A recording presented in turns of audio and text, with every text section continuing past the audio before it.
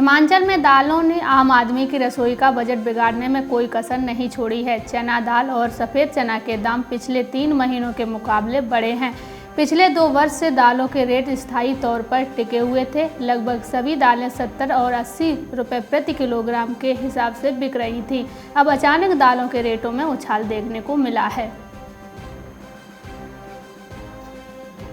सरकारी राशन की दुकानों पर मिल रही दाल के दामों में महंगाई का असर दिखने लगा है। पिछले 3 महीने में दाल के दामों में 6 से 12 रुपये का इजाफा हुआ है। बाजार और सरकारी राशन की दुकानों पर दालों के दामों में अब ज़्यादा अंतर नहीं रहा है।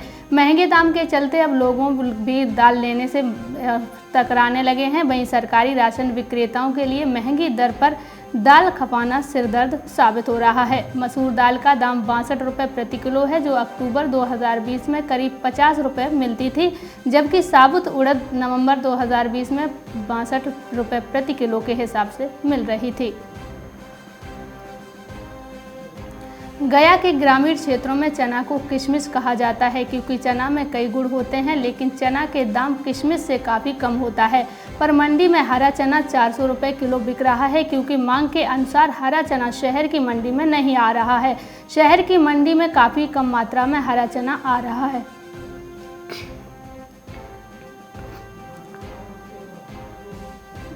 लखनऊ में सरसों के तेल और रिफाइंड ऑयल की कीमतें अब घटनी शुरू हो गई हैं। एक बार फिर 5 रुपये प्रति लीटर की कमी आई है। अब फुटकर में 130 रुपये लीटर सरसों का तेल और 125 से 130 रुपये तक रिफाइंड ऑयल पहुंच चुका है। सरसों के तेल और रिफाइंड ऑयल के दाम में एक हफ्ते में लगातार दूसरी बार गिरावट दर्ज की गई है। 5 रुपये प्रति लीटर की और कमी आई है।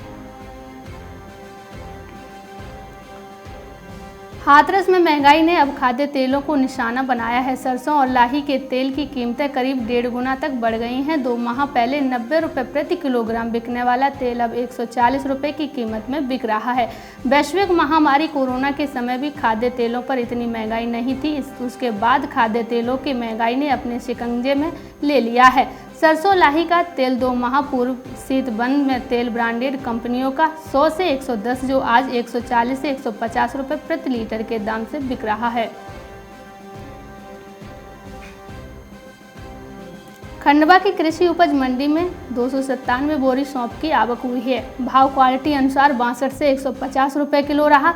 किसानों ने बताया, बारिश के कारण फसल को नुकसान हुआ, इसके चलते 2 बार बोवनी करनी पड़ी। इस वजह से सौंफ का उत्पादन कम हुआ है, क्योंकि आवक कम होने से मंडी की आय भी ठप हो गई है। यही हाल है तो कर्मचारियों का वेतन निकालने में परेशानी का सामना करना पड़ेगा।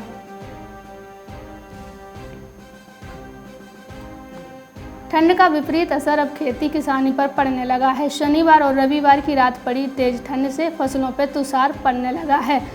खुरई ब्लॉक सहित जिले के अनेक किसानों ने कहा कि किसानों का दावा है कि सब्जियों और फसलों में 10 से 40% तक का नुकसान हुआ है। आगे और भी ठंड पड़ी तो ये नुकसान और भी बढ़ सकता है। किसानों ने बताया कि सबसे ज़्यादा नुकसान 40% तक नुकसान चना में हुआ है, जबकि बटरी में 30%, तेवरा में 20% और मसूर में 10% तक नुकसान हुआ है। तत्काल सर्वे कराया जाना चाहिए ताकि वस्तु स्थिति सामने आ सके।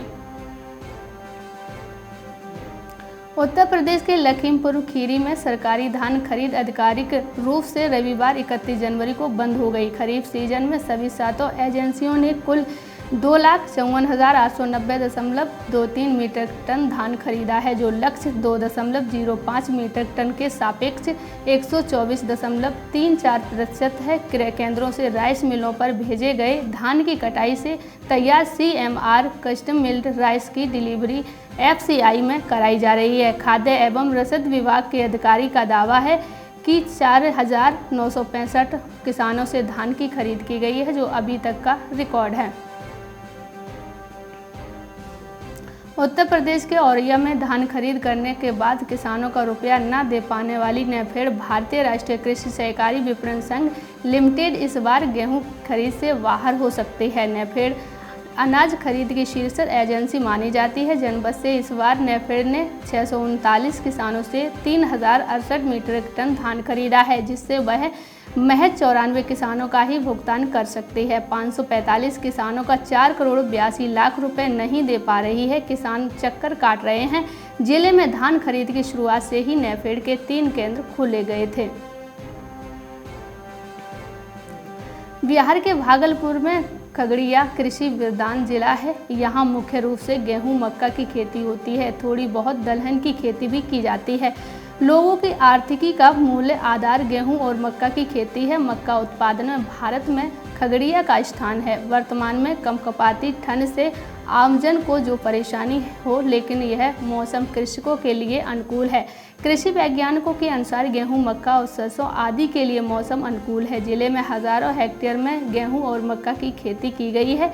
मक्का की इस बार वाजिब कीमत नहीं मिलने से कई किसानों ने इसके बदले गेहूं की बुवाई की है।